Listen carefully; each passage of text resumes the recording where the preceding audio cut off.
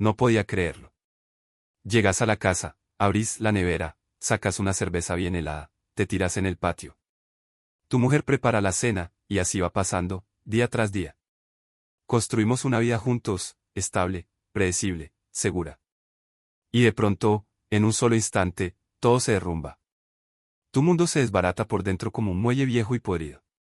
Lo que me pasó a mí no fue solo un engaño, fue el escándalo que uno ve nomás en las películas. De esos donde un tipo con plata y ya te desaparece, le susurra cosas lindas a la mujer que querés mientras vos arreglas lanchas y echas redes. ¿Y cómo me enteré? No fue por ella. Ni por una mirada rara ni por un perfume demasiado fuerte. No, me lo contó un marinero que se llamaba José Miguel, un tipo que olía a gasol y a salitre y que sabía todos los secretos que corrían por el muelle. ¿Y cómo salí de eso?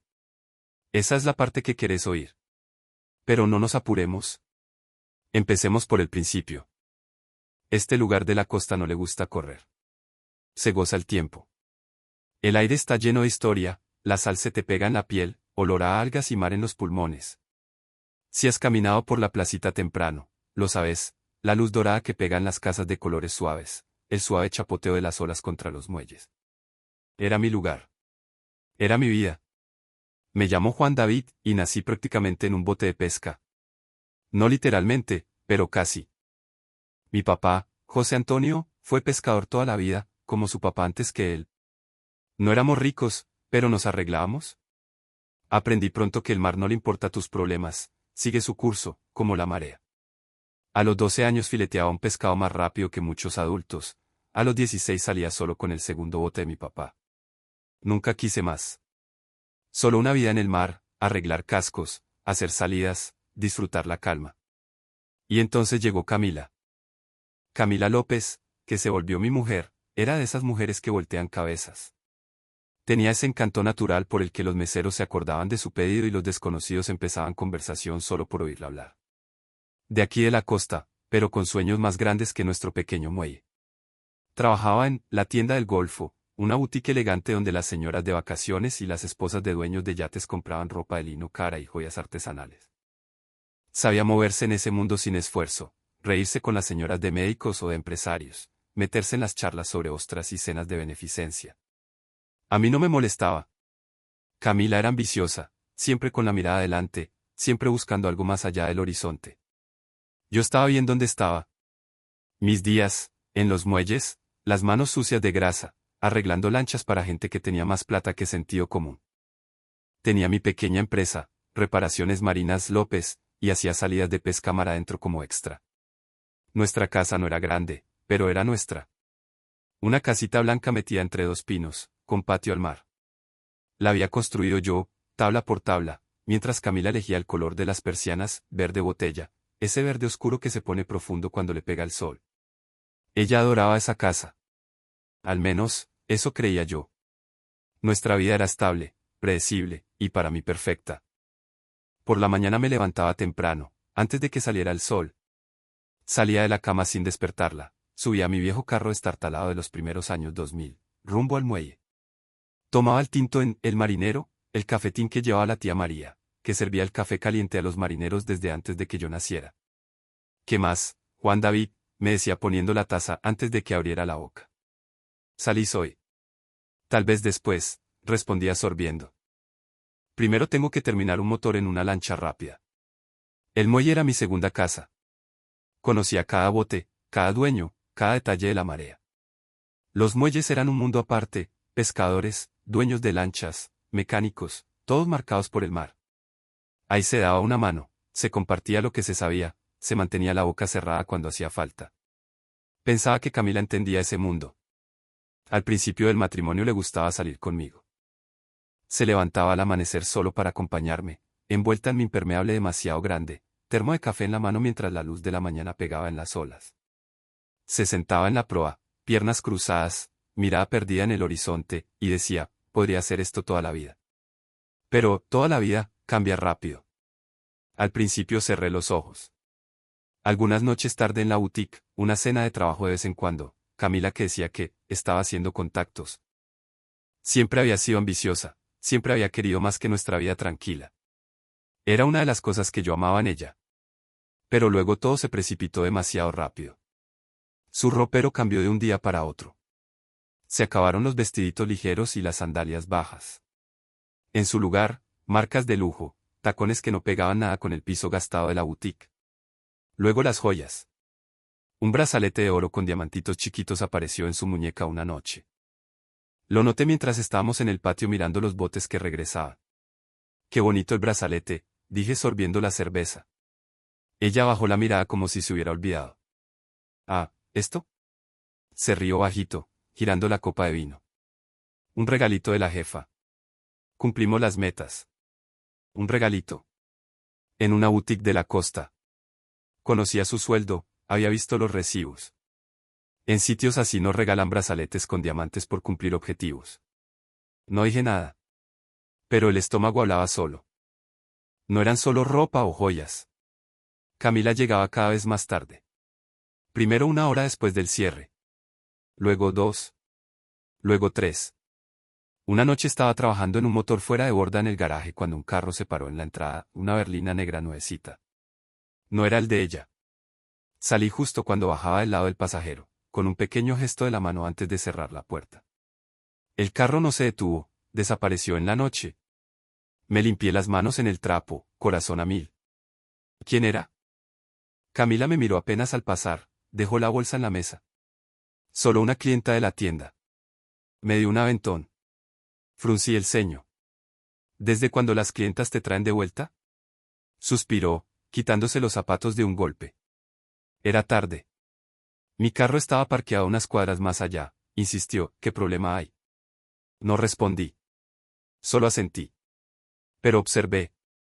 Sería. Ropa cara. Miradas furtivas al teléfono cuando creía que no veía. Citas todos los viernes en la noche, siempre reuniones de contactos, siempre trabajo. Al principio quería creerle. Tal vez era de verdad el trabajo. Tal vez estaba entrando en el mundo de gente con plata que soñaba desde siempre. Sabía que Camila quería más que estar detrás del mostrador de una boutique. Pero algo no cuadraba. Y entonces una noche cayó el nombre. Carlos Eduardo. Nunca lo había conocido, pero en la costa lo conocían todos. Plata vieja, dueño de yates, el tipo que no solo tiene las lanchas sino también los muelles donde se amarra. El tipo que muestra la riqueza sin necesidad de abrir la boca. Camila nunca lo había mencionado antes. Y de repente, Carlos Eduardo piensa desarrollar por allá. Carlos Eduardo nos invitó a una cena la próxima semana, muy exclusiva. Carlos Eduardo es tan visionario, deberías oírlo hablar de negocios.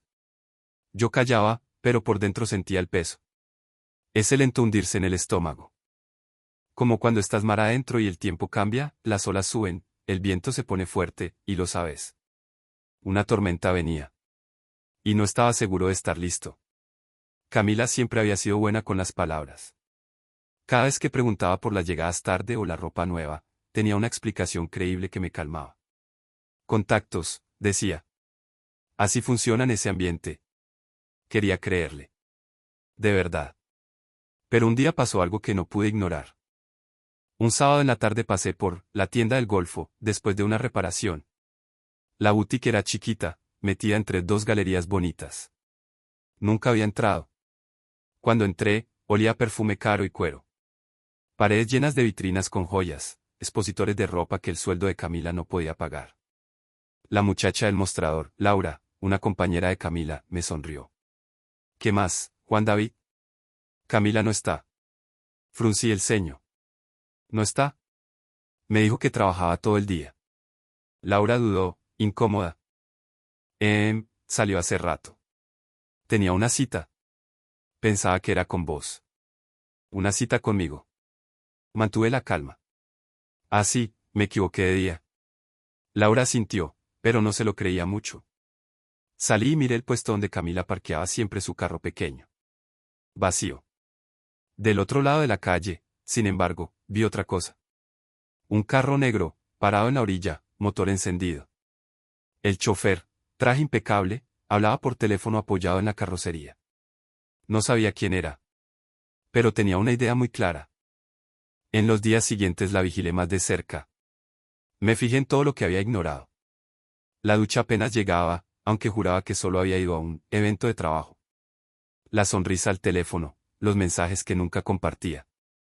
El olor distinto, un perfume de hombre que no era el mío. Fue ahí que entendí.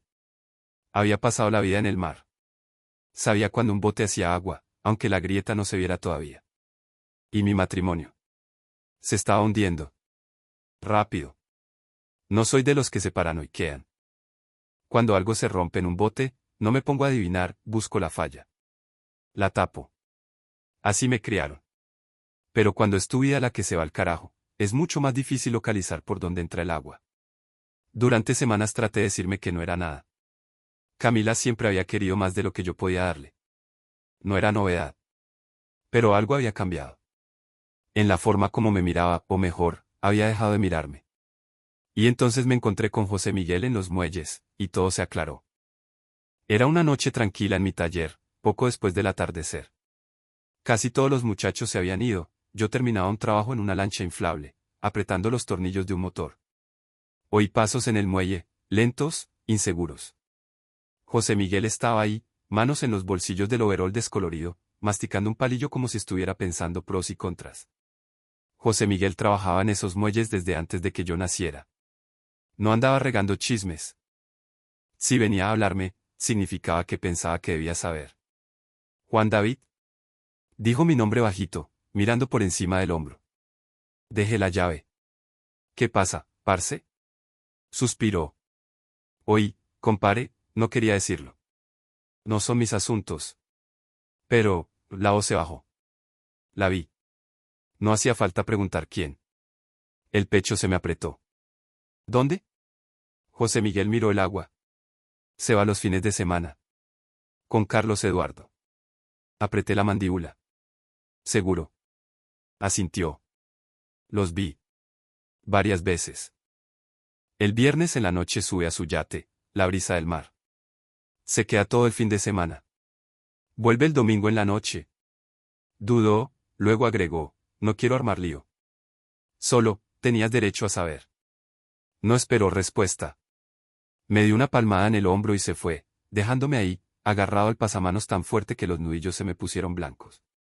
Esa noche casi no probé bocado.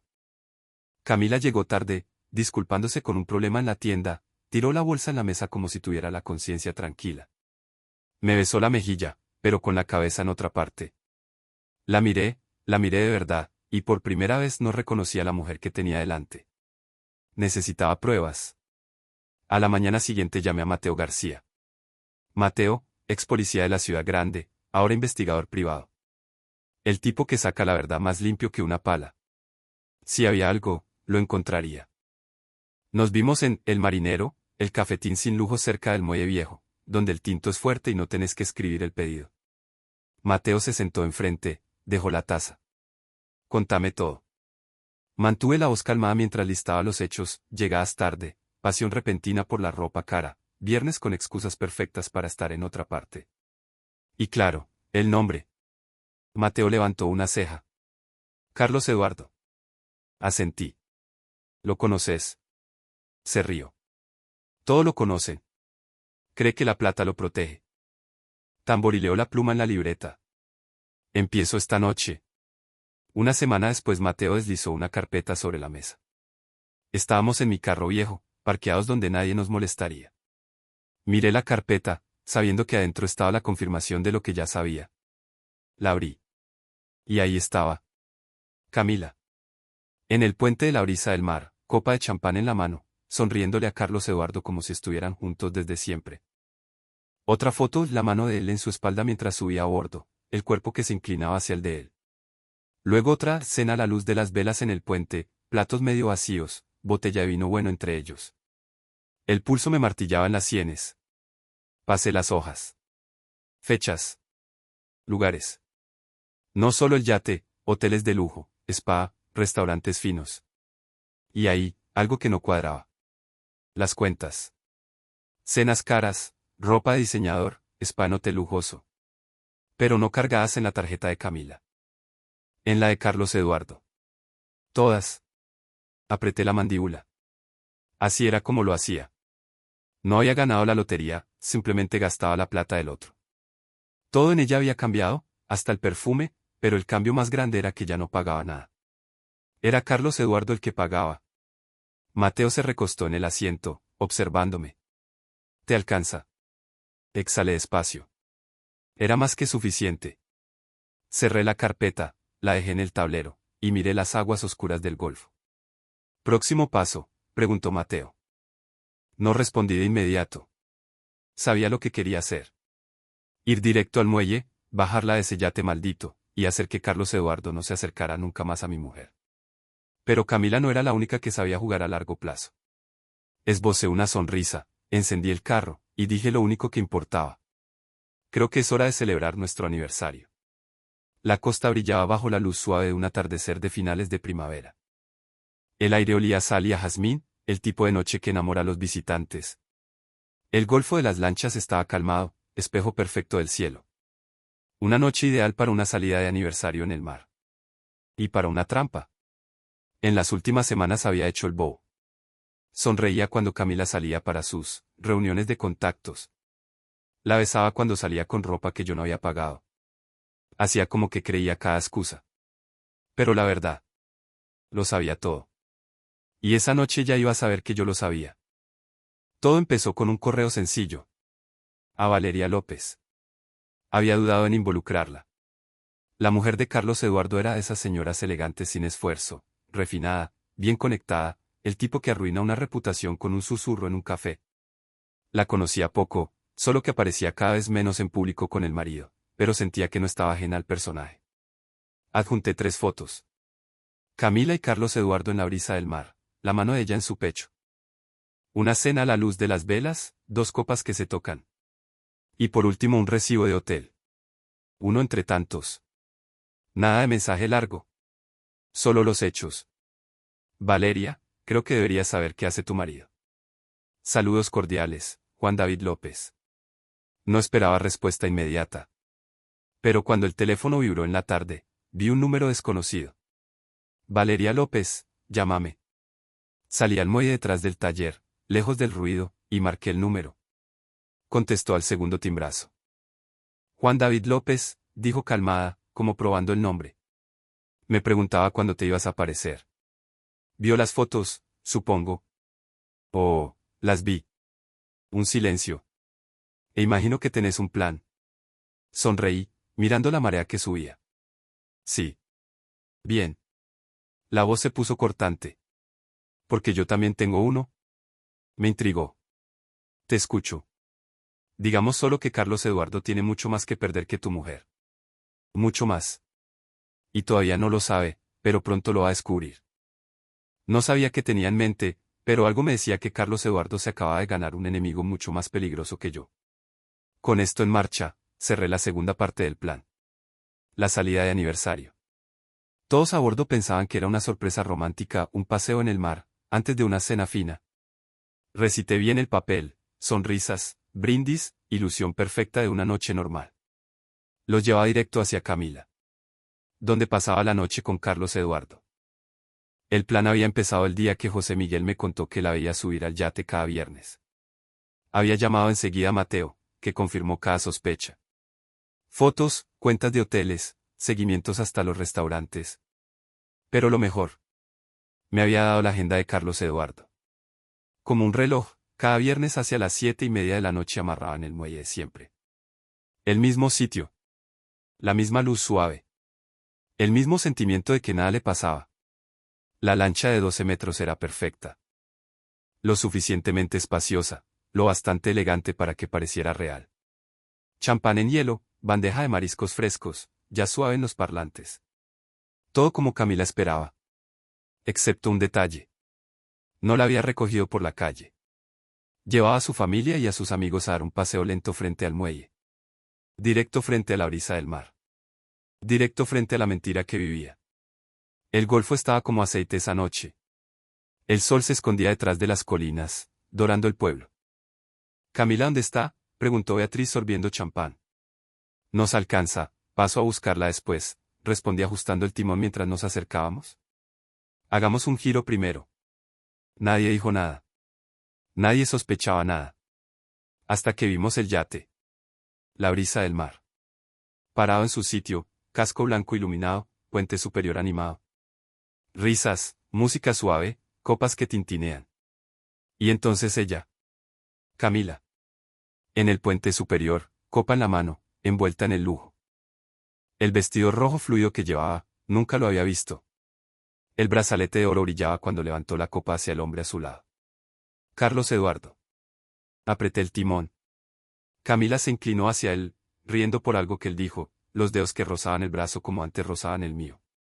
Un gesto natural, sin pensarlo. Vi el momento exacto en que notó nuestra lancha. Los hombros que se tensaron, la copa que se detuvo, los labios que se abrieron sin sonido. Su familia la vio en el mismo instante. La voz de Beatriz se quebró. Su mamá se puso rígida, copa en el aire. Lucas parpadeó, como negando la imagen. Y yo. Sonreí. Y acerqué la lancha. No dije una palabra. ¿Todavía no? La dejé ver quién iba a bordo. La dejé entender qué iba a pasar. No imaginaba que esperaba ese momento desde hacía semanas. Que ya había hablado con la mujer de Carlos Eduardo.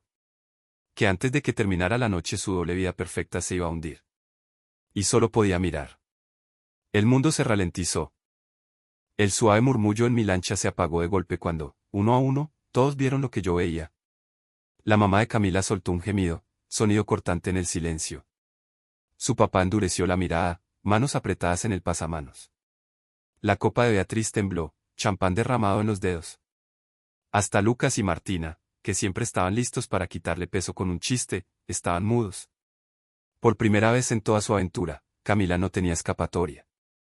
Giró apenas la cabeza, copa todavía levantada, y su mirada cruzó con la nuestra. Nunca voy a olvidar la expresión en su cara. Labios entreabiertos, dedos firmes alrededor de la copa.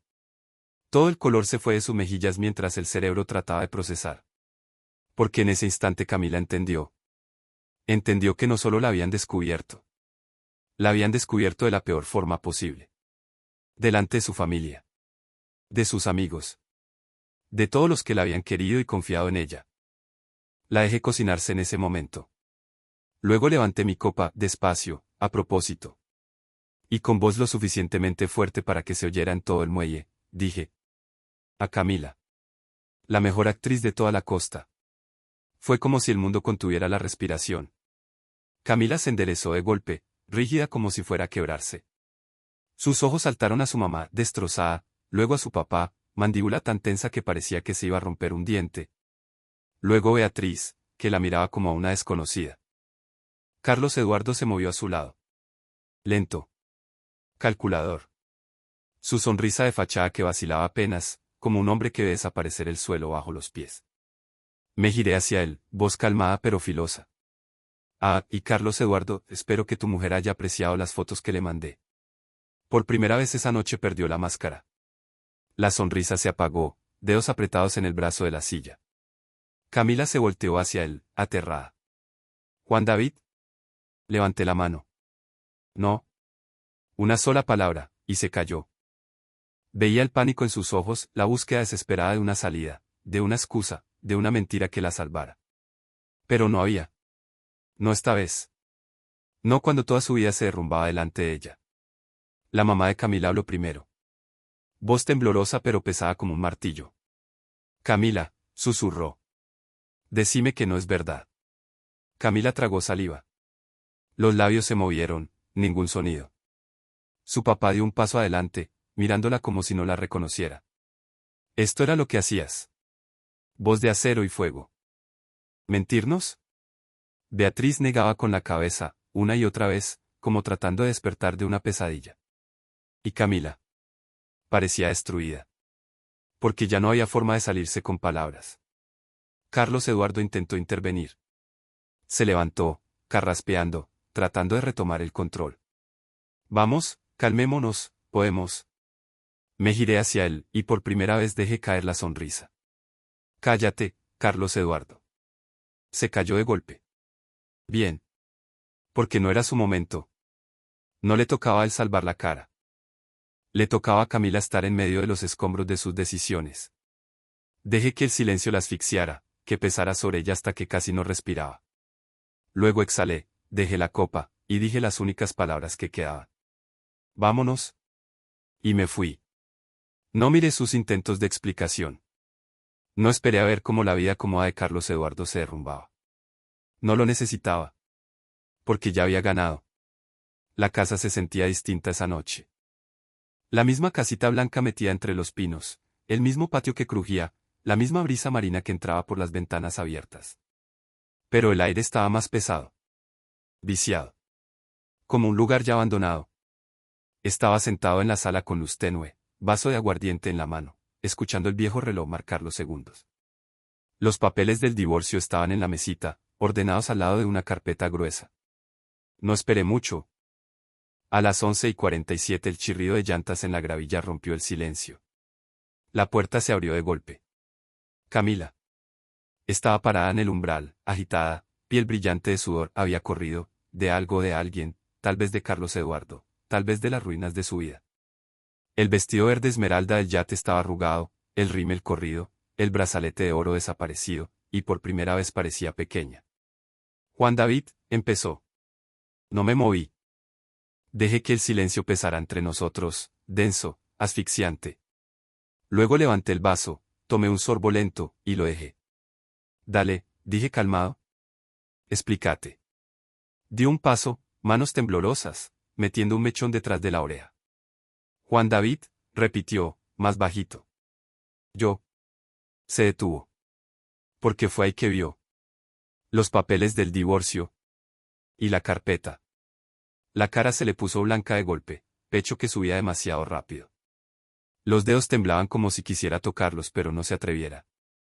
Ya firmé, dije recostándome en el respaldo. Solo falta tu firma. La garganta le hizo un ruido. Juan David, yo. Tomé la carpeta y la tiré sobre la mesa. Las fotos se desparramaron. Camila aspiró de golpe. Ella, a plena luz, innegable, riendo con Carlos Eduardo en su yate, entrando a hoteles, tomando vino en restaurantes caros. Una foto la mostraba con la mano en su pecho, exactamente como esa noche. Los labios se entreabrieron, ningún sonido. ¿Qué? Pregunté, casi indiferente. Ya no tenés nada que decir. Los dedos rozaron las fotos, respiración agitada. Levantó los ojos hacia mí, lágrimas a punto de caer, voz desesperada. No era así. Me reí. De verdad me reí. Me incliné hacia adelante, codos en las rodillas, mirada fija en la de ella. Camila, dije bajito, era exactamente así. El labio inferior le tembló, pero ya no tenía espacio para las lágrimas. Firma los papeles, seguí. ¿O no? No cambia nada. Camila no firmó esa noche. Se quedó ahí parada mirando el incendio que ella misma había prendido, luego tomó la bolsa y desapareció en la habitación de huéspedes. No la seguí. No verifiqué si lloraba. Me daba igual. Me quedé ahí, escuchando las olas, esperando la mañana. Porque mañana iba al juzgado. Y no necesitaba su permiso. Al día siguiente Valeria López llegó al muelle. Y no venía sola. Oí hablar de la escena antes de verla. Cuando bajé a los muelles, la mitad de los marineros ya estaba ahí mirando el espectáculo. Valeria, parada en el muelle, maleta enorme al lado, gafas de sol bajadas en la nariz, aire de quien viene a declarar la guerra. Carlos Eduardo, en el yate, descalzo, camisa medio desabotonada, la arrogancia de siempre reemplazada por algo nuevo. El miedo. Valeria, ¿razonemos? Ella agarró la maleta y con un gesto seco la tiró al agua. Pluf. Silencio. Luego tomó otra. Carlos Eduardo saltó. Para. Otra maleta. Otro pluf. Sus trajes a la medida, perdidos. Los zapatos finos, flotando. Todo lo que le importaba a él, pieza por pieza, hundiéndose en el mar. Valeria se giró hacia él, quitándose despacio las gafas, y cuando habló la voz era lo suficientemente fría para congelar el Caribe. Esto es razonar, querido. Luego subió al carro. Y se fue. Miré a Carlos Eduardo quedarse ahí parado, aturdido, delante de su guardarropa de lujo que se hundía. Podía irme. En cambio grité lo suficientemente fuerte para que me oyera. Te va a hacer falta una red, Carlos Eduardo. Parece que toda tu vida está haciendo agua. Giró despacio la cabeza hacia mí. Y por primera vez desde que empezó toda esta historia, parecía tener miedo. Bien. En la costa la reputación lo es todo. Un lugar donde todavía se murmura detrás de los abanicos en los almuerzos del domingo, donde el apellido pesa más que la cuenta en el banco, donde el escándalo se corre más rápido que la marea en el Golfo. Camila no solo me había engañado, había roto las reglas no escritas del lugar. Y aquí eso equivale a una condena social. No solo pedí el divorcio, lo convertí en un espectáculo. Todo empezó con una llamada a Mateo García. ¿Todavía tenés el contacto en el periódico?, le pregunté delante de un tinto en El Marinero. Mateo sonrió, sorbiendo el café caliente. ¿Hablas de Ana María, la periodista? Sí, ¿crees que un buen chisme le interesaría? Mateo se recostó en la silla. Lleva la sección, Voces del Mar. El tipo de nota que hace hablar en todos los almuerzos de la costa. Perfecto, dije sacando el teléfono. Démosle algo para contar. Cuando el artículo de Ana María salió el viernes por la mañana, Camila estaba acabada. El titular. Escándalo en la costa, dueño de yates y encargada de boutique casada descubiertos en el Golfo de las Lanchas. El artículo no se guardó nada. Mateo había soltado todo, la salida en el mar, el brindis público, el momento en que Camila había cruzado la mirada con la familia destruida. Ana María escribía como un noir caribeño. Testigos describen la escena como una tragedia romántica, lástima que en el aire ya no había amor, solo traición. Fuentes confirman que la señora López fue vista varias veces a bordo del yate del señor Eduardo, levantando dudas sobre la verdadera naturaleza de su relación. La élite de la costa siempre ha sabido que la discreción es obligatoria, pero la señora López parece haber tirado la prudencia a los vientos, hasta que los vientos se voltearon contra ella. Al mediodía el artículo estaba en todas partes. El golpe le cayó a Camila como un garrote. Entró a la tienda del Golfo, esa mañana, haciendo como si nada. Pero todo había cambiado. La dueña, Elena García, la esperaba en la puerta, brazos cruzados, boca apretada. Tenemos que hablar, dijo Elena haciéndose a un lado. Camila la siguió a la oficina, hombros rígidos, bolsa apretada al pecho. Salió exactamente 12 minutos después. Blanca como una sábana. Ni siquiera saludó. No tomó su café. Cuando llegó a la acera, la noticia ya había corrido por la calle como pólvora.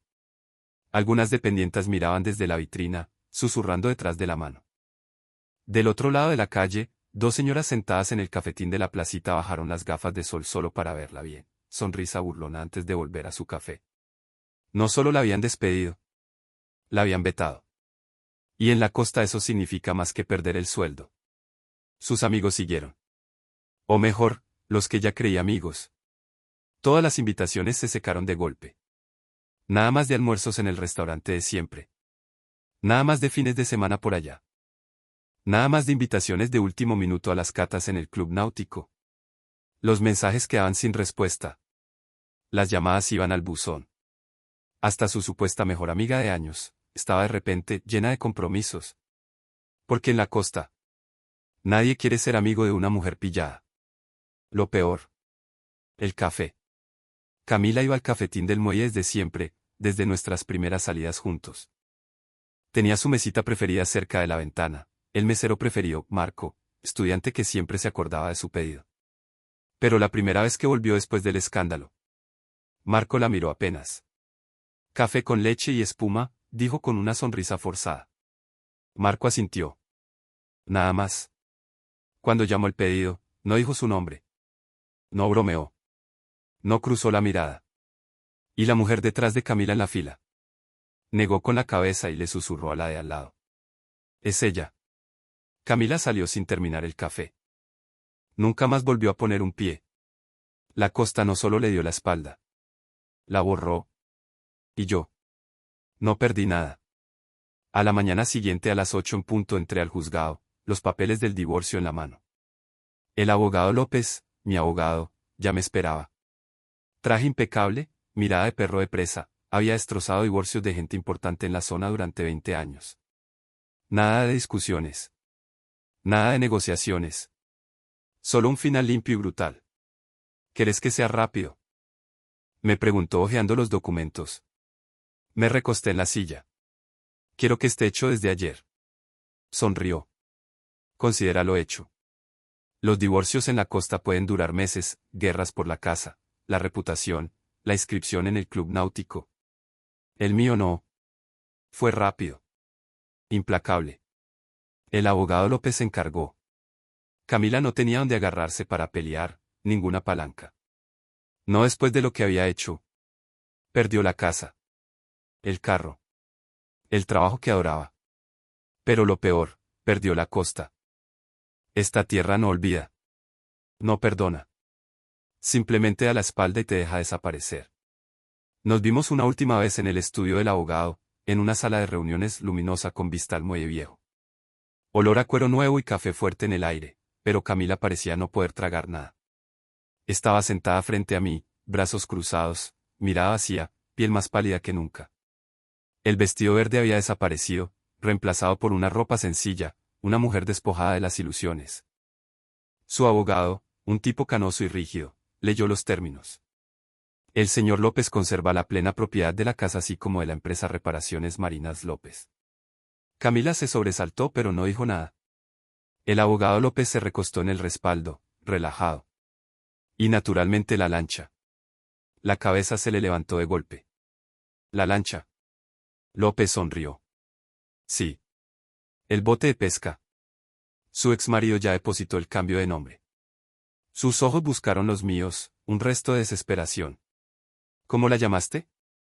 Me incliné apenas, codos en la mesa de madera. El pez leal. La dejé absorberlo. Un golpe bajo, discreto, a la exmujer que ya no lo era. Camila bajó los ojos a las manos. Su abogado carraspeó, incómodo. Señora López, firme por favor. Los dedos temblaron al tomar la pluma. Y así, se acabó. 10 años de matrimonio reducidos a unos trazos de tinta. En los meses siguientes reconstruí. Puse todo el tiempo en Reparaciones Marinas López, crecí la empresa. Contratos grandes, contrataciones, nombre que pasaba de la costa hacia otros lugares cercanos. Pero lo mejor. La lancha. Una verdadera belleza, lancha custom de 11 metros, hecha para mar adentro. Casco sólido, planeo perfecto, y un nombre que hacía sonreír a todos los marineros. El pez leal. Un recordatorio. Una lección. Y una lancha condenadamente buena. Cambié después del divorcio. No amargado, no lo necesitaba. Había ganado. Me levantaba temprano, antes del amanecer, como siempre. Salía con el pez leal, el sol que doraba las olas, el motor que ronroneaba bajo las manos. Pasaba los días haciendo lo que amaba, arreglar cascos, llevar clientes, respirar salitre en vez de mentiras. La costa conocía mi historia ahora. Y se respeta a un hombre que recibe golpes pero no se hunde. Tenía clientes fijos que pasaban solo para preguntar cómo estaba. La tía María del marinero ya no me cobraba el tinto. Hasta los marineros, los que sabían de Camila antes que yo, me trataban de nuevo como uno de ellos. Y Carlos Eduardo. Matrimonio acabado, círculo social desaparecido, reputación quemada. Intentó vender la brisa del mar, pero nadie en la costa quería una lancha maldita. Así que se pudre ahí, en el muelle, como un esqueleto.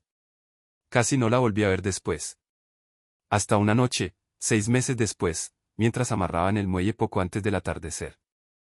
El agua estaba lisa, el cielo rayado de naranja y rosa. Apagué el motor, la lancha que se mecía despacio, el aire salado denso en los pulmones. Y entonces la vi. Camila. Parada al final del muelle, brazos apretados alrededor del cuerpo, el viento jugando en el suéter. Parecía más pequeña, como alguien que había pasado meses tratando de dejar atrás su propia sombra. No dijo nada. Se quedó ahí, mirándome. Mirando la lancha donde ya no tenía lugar. Mirándome irme. No saludé. No asentí. Simplemente miré el horizonte, empujé la palanca, y dejé que el pez leal se deslizara hacia mar adentro. Dejando a Camila atrás. Compartan sus opiniones en los comentarios. ¿Cómo habrían llamado al barco del héroe tras su divorcio si hubieran estado en su lugar? Si les ha gustado esta historia, suscríbanse al canal y denle un me gusta.